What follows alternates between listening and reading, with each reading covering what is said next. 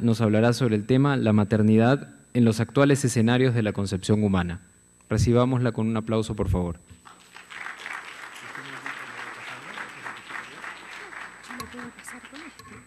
Muchas gracias, en primer lugar, por la presentación y también agradecer a las autoridades de esta casa por la acogida que nos han dado y también mi agradecimiento a los organizadores de este congreso.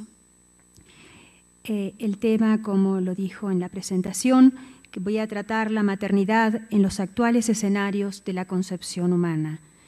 Para poder comprender la actual complejidad de la generación de bebés en el laboratorio y el significado de la maternidad en la familia y en la sociedad de nuestro tiempo, considero ineludible partir de unos razonamientos biomédicos que den marco a los discernimientos y reflexiones ulteriores. Con este propósito, en primer lugar, sustentaré la significación de la procreación humana reducida a un hecho puramente técnico. En segundo término, analizaré las razones que conducen a una maternidad artificial, en especial la referida a la maternidad, a la gestación sustitutiva o subrogada, para, en último término, dejar esbozadas unas reflexiones finales. Voy a pasar entonces al primer aspecto, la procreación humana reducida a un hecho puramente técnico. La vida es un misterio que el hombre no puede acabadamente explicar, pero también, y en palabras de la doctora López Moratala, todo hombre es capaz de percibir la desproporción entre la unión de dos células y la aparición de la vida de un ser humano, que como tal es siempre un nuevo comienzo, imprevisible siempre y siempre radical novedad. Fin de la cita. Así, a lo largo del viaje de la vida, cada ser humano requiere de modos diferentes, desde que se engendra hasta su ocaso, un hábitat que es físico a la vez que profundamente humano. Lo que la naturaleza tan perfecta y sabiamente prepara para el advenimiento a la vida, hoy lo hemos confiado a la biotécnica, como si ella pudiera reproducir sin alteración ni pérdida alguna los procesos naturales.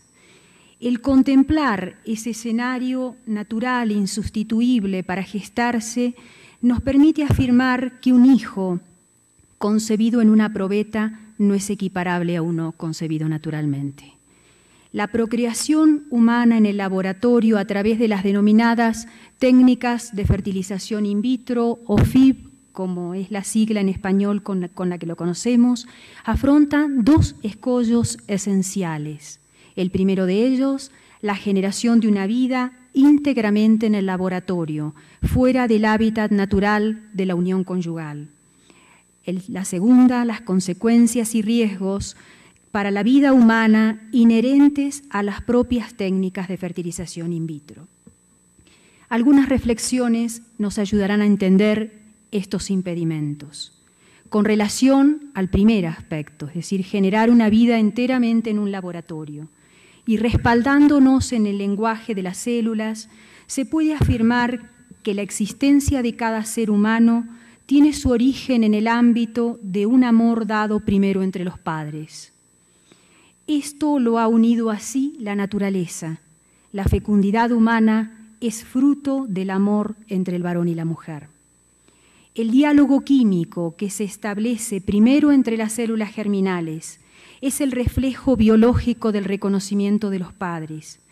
Es el gesto que une a esos dos cuerpos personales y que expresa el amor entre ambos. Ese diálogo molecular interpersonal entre los progenitores es también la demostración de la plena libertad de la naturaleza humana, que de crearse en el seno materno el espacio procreador único para el encuentro del óvulo y solo uno de los espermatozoides, se consolida el inicio del proceso de la mutua fecundación, que podrá concluir unas 12 horas después con señales químicas que anuncian el hijo concebido.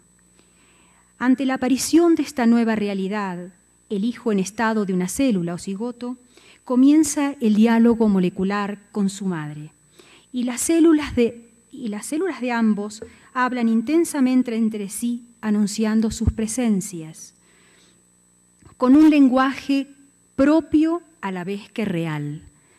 Son señales propias que traducen ambos cuerpos, la madre aún no siendo consciente de la existencia de su hijo y éste sin tener conciencia propia de su existencia. Es a la vez real, decíamos, porque durante el embarazo se crea una auténtica comunidad, una unidad de vida íntima que en la biología llamamos simbiosis. Son dos vidas, dos biografías, una que pasa de no ser madre a serlo y otra que se inicia, una nueva vida. En otras palabras, la gestación se convierte en una convivencia de dos vidas, que con autonomía y sin detenimiento viven durante 9 meses. La madre, entre muchos otros acontecimientos, produce nutrientes para el desarrollo fetal, genera un sistema de tolerancia inmunológica hacia el embrión, forma el cerebro maternal. En el útero comienza el fenómeno de apego afectivo entre la madre y el hijo, que indica el apego que mostrará después del nacimiento. Orienta su afectividad hacia su bebé con una sensibilidad acrecentada, le guía en su crecimiento y le orienta el camino de la vida.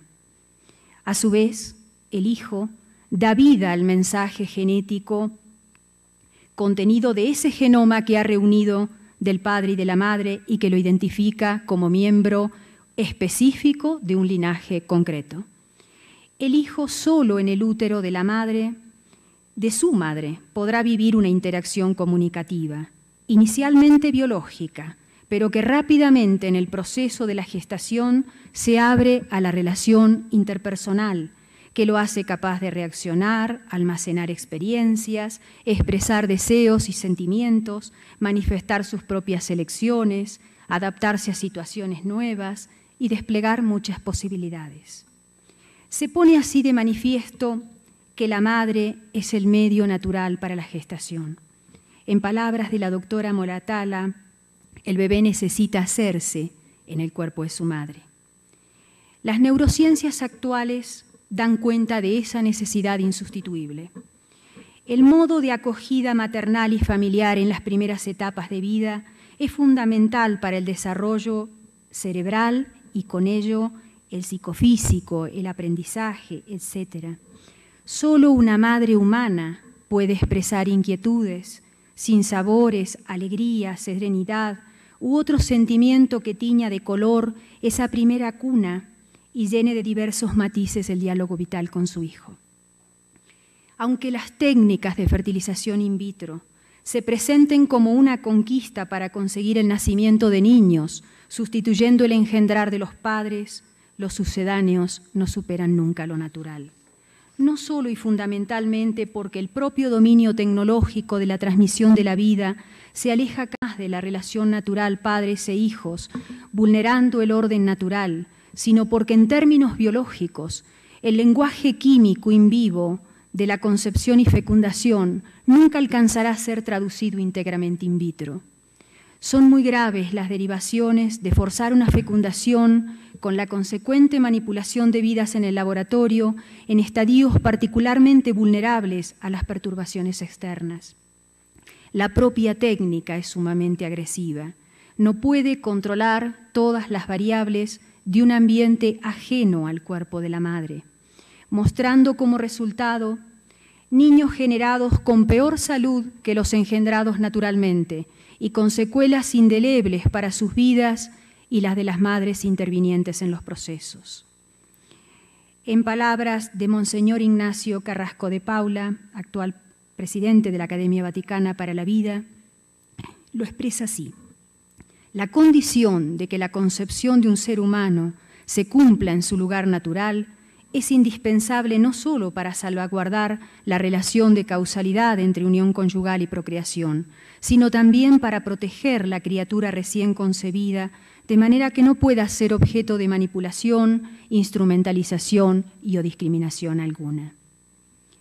Seguidamente profundizaremos en el segundo aspecto, las consecuencias y riesgos para la vida humana inherentes a las propias técnicas de FIP.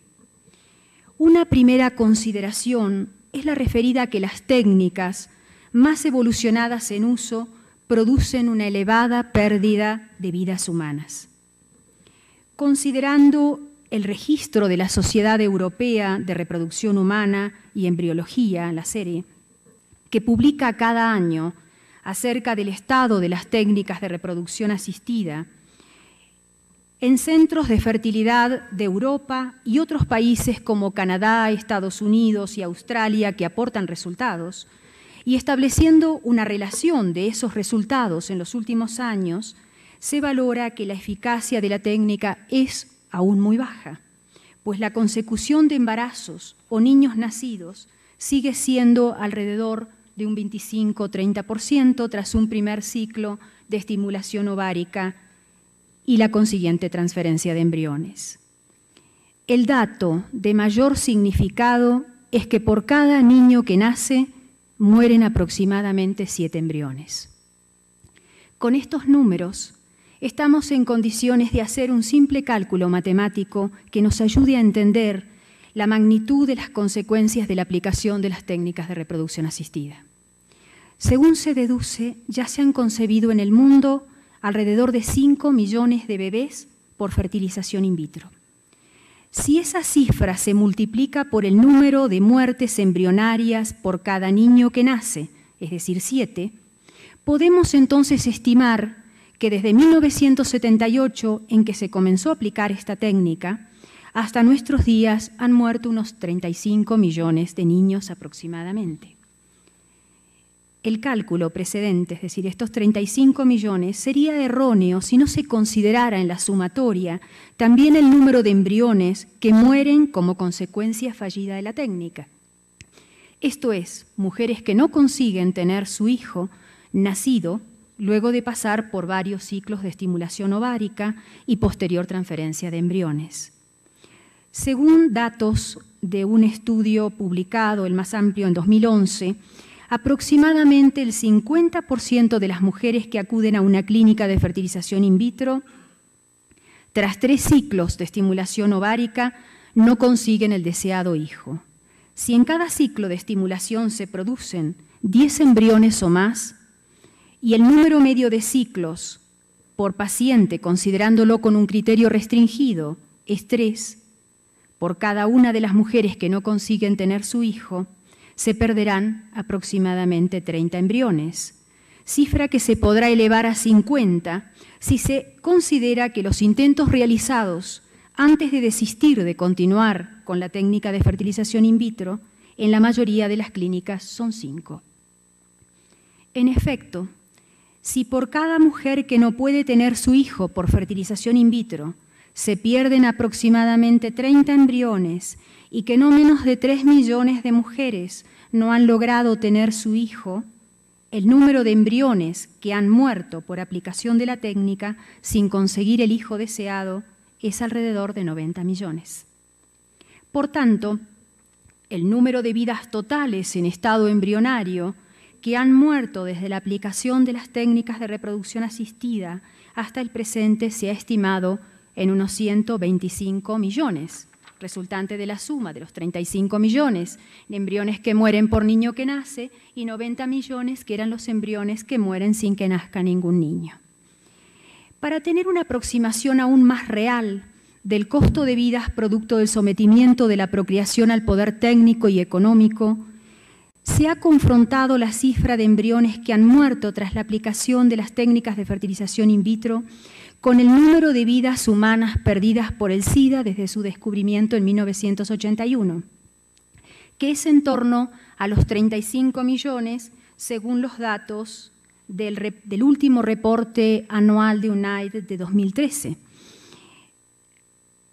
Entonces podemos razonar que por causa de la fertilización in vitro y en un lapso similar han muerto más de 4 veces más vidas que las producidas por la pandemia del SIDA. Se torna imperioso conocer otras consecuencias que siguen sin encontrar solución satisfactoria. La fertilización in vitro favorece los embarazos múltiples asociados a riesgos clínicos de diverso tipo que tienen un efecto negativo sobre la salud de quienes nacen. La tecnología rinde cuentas por el desproporcionado número de bebés que nacen prematuros y con bajísimo peso al nacer, que es la principal causa de las malformaciones y características adversas que se detectan en relación a los bebés concebidos naturalmente. Aumentan las anomalías congénitas, como malformaciones cardíacas, defectos del desarrollo neurológico, labio leporino, paladar abierto, malformaciones anorrectales y del esófago y otras complicaciones perinatales. Con relación a la madre, estas técnicas también presentan riesgos para su salud, especialmente como consecuencia del forzoso tratamiento de la estimulación ovárica al que son sometidas. Se ha comprobado que tras la recogida vaginal de ovocitos se presentan complicaciones severas, tales como hemorragias intraperitoneales, sepsis pélvicas, abscesos ováricos, fístulas uterovaginales, pseudoaneurismas de la arteria ilíaca, entre otras. Otra consecuencia adversa para las madres es la rotura de trompas por embarazos ectópicos, con un registro mayor de casos en embarazos por fertilización in vitro que los observados en embarazos naturales. La mortalidad materna por hiperestimulación y como consecuencia de embarazos ectópicos es mayor en los embarazos logrados por FIP que con los logrados naturalmente. Constituye un deber ineludible de conciencia el examen riguroso de los datos y los defectos de la aplicación de la tecnología, que está muy lejos de ofrecer garantías de éxito y que se trata de una experimentación humana que se mide solo en términos de eficacia de embarazos, pero que no tiene por finalidad remediar la infertilidad, ni velar por la vida y la salud de quienes se esfuerzan a nacer sin comprometer la salud de la madre. El deterioro que produce la intervención técnica en el proceso biológico natural de la generación de la vida afecta profundamente la dimensión propiamente humana del hecho biológico. Se podrán padecer otras secuelas, con repercusiones más solapadas que se evidenciarán más a largo plazo, pero que no por ello son menos significativas, pues conciernen al desarrollo psicoafectivo y de la personalidad para el resto de la vida. Reconociendo que muchos matrimonios a través de los procedimientos de fertilización in vitro han logrado la felicidad de un hijo de ambos, no por ello podemos ignorar cómo el sometimiento de la procreación a la técnica ha desplazado esa transitoria solución del problema de la esterilidad de un matrimonio, extendiendo la propuesta fáctica también a mujeres solas, a mujeres de edad avanzada, a parejas del mismo sexo, etc. Este distanciamiento que se produce del fin original de la técnica oculta otras amenazas, pérdidas y problemas para la vida de diferente orden. Encomendar a un poder técnico el modelado de una humanidad en la que se separe lo que la naturaleza ha unido, a la vez que genera un problema intergeneracional, olvida y destruye las relaciones familiares. La paternidad, maternidad biológica ignorada por los donantes de gametos, el comercio de óvulos y el turismo reproductor, el incremento del diagnóstico genético preimplantacional para elegir el sexo o alguna otra característica deseada, con la eliminación de aquellos que no las tienen, etcétera, es en sí mismo un aviso de la dilución de las relaciones familiares. La mayor despersonalización de los vínculos filiales se alcanza en la tecnología donde la madre es reemplazada por una progenitora capaz de gestar el niño, la llamada maternidad por subrogación o sustitución. Si la maternidad-paternidad se subvierte hasta estos extremos, forzosamente la filiación queda librada a tales resoluciones. No debemos olvidar que la paternidad y la filiación se concitan, encadenan y entretejen en una misma y única relación, la paterno-filial, cuyos extremos, por ser fijos, padres e hijos, imponen y exigen precisamente la interdependencia entre estos dos núcleos, a partir de los cuales se estructuran y entrelazan las relaciones entre padres e hijos. La gestación por sustitución no repara en los fundamentos de la biología de la naturaleza humana. No hay vínculo biológico y se genera un grave problema filiativo, donde los roles parentales se desdoblan. Hay padres biológicos, hay madres gestantes y padres legales o sociales. El fantasma de los progenitores produce un daño estructural a la propia identidad del niño y al desarrollo normal de su futura personalidad. Se conoce que la negación del conocimiento de uno de los padres genéticos puede tener consecuencias psicológicas para los hijos. Al verse privados de una información que necesitan tener para desarrollar generosamente su identidad. Esta esfera de incertidumbre que rodea a la familia que ha acudido a técnicas reproductivas por donantes multiplica los conflictos y parece tener un impacto negativo en la dinámica interna de la familia, que causa temores y procesos dolorosos difíciles de sanar. Los padres prefieren no hablarles a sus hijos acerca de su concepción a través de un donante, en razón de proteger estados de angustia de sus hijos por no poder saber quién es su padre biológico o por querer ellos protegerse del rechazo potencial del hijo al ser huérfano biológico. El 77,4% de las madres solas que fueron encuestadas para un estudio manifestaron su preocupación por el anonimato de los donantes de la concepción, por miedo a que aparezcan trastornos genéticos, por no tener seguridad del acceso a la información genética y también porque temen la posibilidad de matrimonios entre hermanos. En una encuesta realizada por el Centro de Medicina Reproductiva CEGIR de mi país, apenas el 10% de las familias que se han sometido a tratamientos de fertilización les dicen a sus hijos cómo fueron concebidos. El tecnificar el nacimiento de niños por acuerdos de subrogación atenta gravemente la integridad psíquica tanto de la madre gestante como para el despego forzado del niño que nace impuesto por un contrato. Por estudios del campo de la neurobiología, sabemos que con el embarazo el cerebro de la madre cambia estructural y funcionalmente al responder a las consignas básicas que recibe del feto. Se forma el llamado cerebro maternal, que la hace sentirse su madre. Este vínculo se refuerza con el parto y la lactancia, porque se potencian los circuitos neuronales más fuertes de la naturaleza. Este vínculo de apego afectivo y emocional forma parte del proceso biológico natural que con ciertos matices se genera tanto en los padres biológicos como en los adoptivos y en general en los vínculos personales que se establecen tras el contacto íntimo y diario con el niño. En la madre por sustitución, el vínculo maternal que se crea durante la gestación se disgrega al nacimiento. La madre no puede vivir la gestación como un acontecimiento que le concierne plenamente. Siente el crecimiento del niño en su seno a la vez que debe combatir contra los instintos maternos de apego y acogida y luchar dolorosamente contra los lazos emocionales que se tornan difíciles de deshacer. En este sentido, se conoce que más de un 10% de las madres uterinas necesitan terapia para recuperar la obligación adquirida de entregarlo cuando nazca.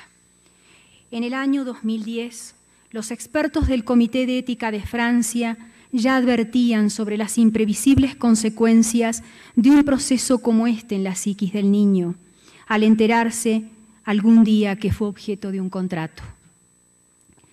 El psiquiatra neonatal francés Dr. Benoît Weil, en su libro L'embryon sur le divan, describe lo que ha denominado el síndrome del sobreviviente concepcional en estudios clínicos de casos. Tiene un libro donde compila todos los casos.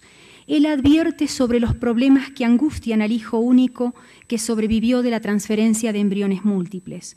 El estudio revela sentimientos alternativos o contrapuestos. Son niños que muestran sentimientos de culpa por ser sobrevivientes de muchos hermanos suyos que fueron sacrificados o sentimientos de ser poderosos e invulnerables, pues a pesar de todas las manipulaciones, ellos han podido sobrevivir.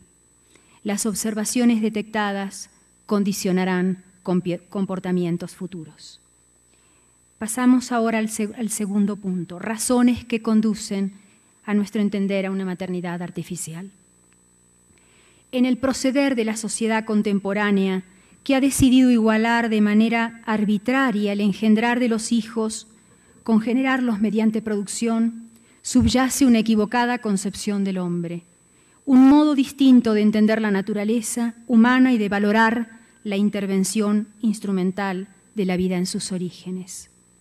Opone una antropología que, en palabras de su santidad Benedicto XVI, niega tener una naturaleza preconstituida por su corporeidad que caracteriza al ser humano, niega la propia naturaleza y decide que ésta no se le ha dado como hecho preestablecido, sino que es él mismo quien se la debe crear.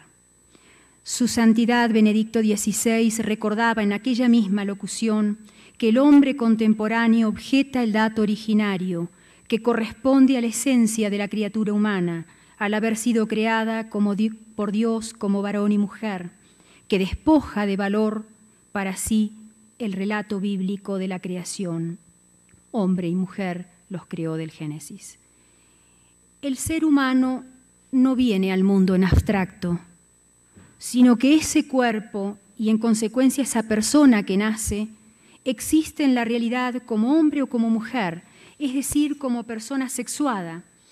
La diferenciación sexual obedece al designio divino y está orientada a la relación interpersonal, a la complementariedad de sexos y a la mutua donación esponsal con apertura a la fecundidad. Por ello, la procreación es una dimensión inmanente a la estructura de la sexualidad. No hay sexualidad sin procreación, ni procreación sin sexualidad. En consecuencia, la maternidad y la paternidad no pueden concebirse como un proyecto privado y escindido de las personas, realizable por la aplicación de tecnologías que hasta excluyen la sexualidad conyugal. Cuando se niega la naturaleza humana y el significado de su dimensión sexual, se olvida la paternidad y por eso se reduce la maternidad al estado de soportar una gestación que se puede eliminar mediante el aborto o que la faculta al empleo de procedimientos técnicos para la consecución del hijo como objeto de propiedad o como moneda de cambio. Tal significación ha sido estudiada y enunciada en los escritos de Joseph Ratzinger.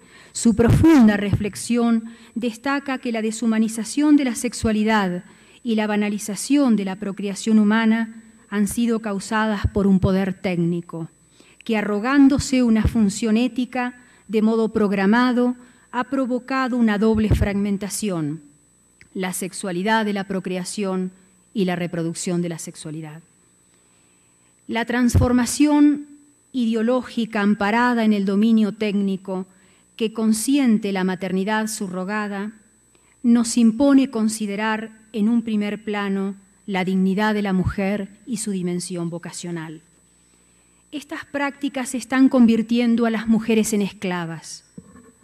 La filósofa feminista francesa, esposa de un primer ministro socialista e importante voz en el mundo de la izquierda francesa, Sylviane Agacinski, ha cuestionado la legitimidad de estas prácticas y ha expresado que hay que luchar contra la desinformación y la enorme propaganda sobre las madres en alquiler, una nueva práctica social que convierte a las mujeres en los esclavos del mundo moderno.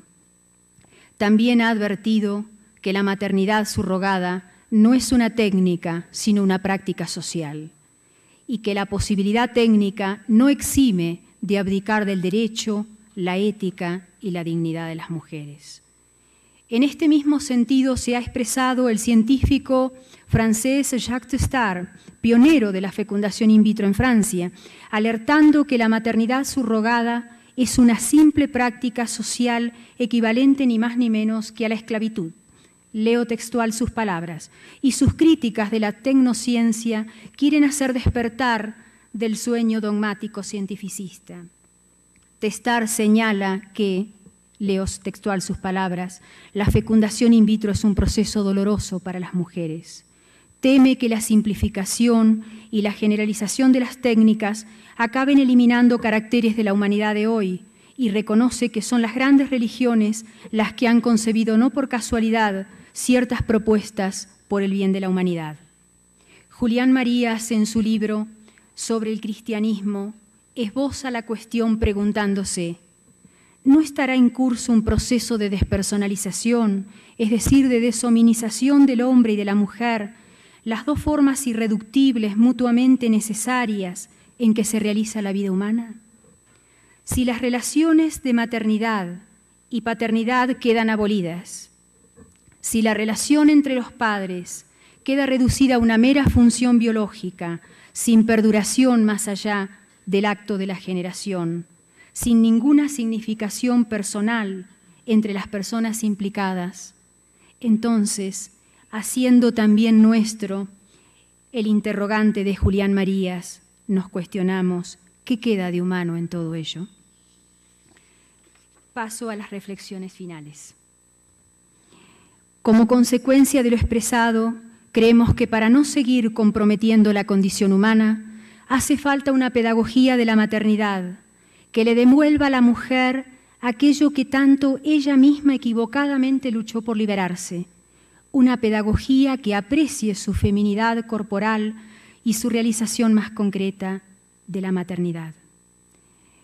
San Juan Pablo II, en la encíclica Evangelium Vitae, nos habla de la necesidad de un cambio cultural, en el que ocupe un lugar destacado lo que él ha definido como un nuevo feminismo, donde valora la maternidad como una especie de escuela de humanidad en estas palabras. En efecto, la madre acoge y lleva consigo a otro ser, le permite crecer en su seno, le ofrece el espacio necesario, respetándola en su alteridad. Así, la mujer percibe y enseña que las relaciones humanas son auténticas y se abren a la acogida de la otra persona, reconocida y amada por la dignidad que tiene por el hecho de ser persona y no de otros factores como la utilidad, la fuerza, la inteligencia, la belleza o la salud. Esta es la aportación fundamental que la Iglesia y la humanidad esperan de las mujeres y es la premisa insustituible para un auténtico cambio cultural. Fin de la cita, Evangelium Vitae 99. Finalizo con mis palabras: que el conocimiento que nos ha permitido saber más sobre la vida prenatal no sea causa para desvirtuar el sentido natural de la maternidad y la paternidad, ni para despreciar las incuestionables objeciones de ciencia que surgen como consecuencia de su aplicación, sino que nos haga ver la responsabilidad que el hombre tiene frente a la vida y sea el cimiento del aprendizaje de una escuela de humanidad en la que la generación de la vida recupere la dignidad que le pertenece. Muchas gracias por su atención.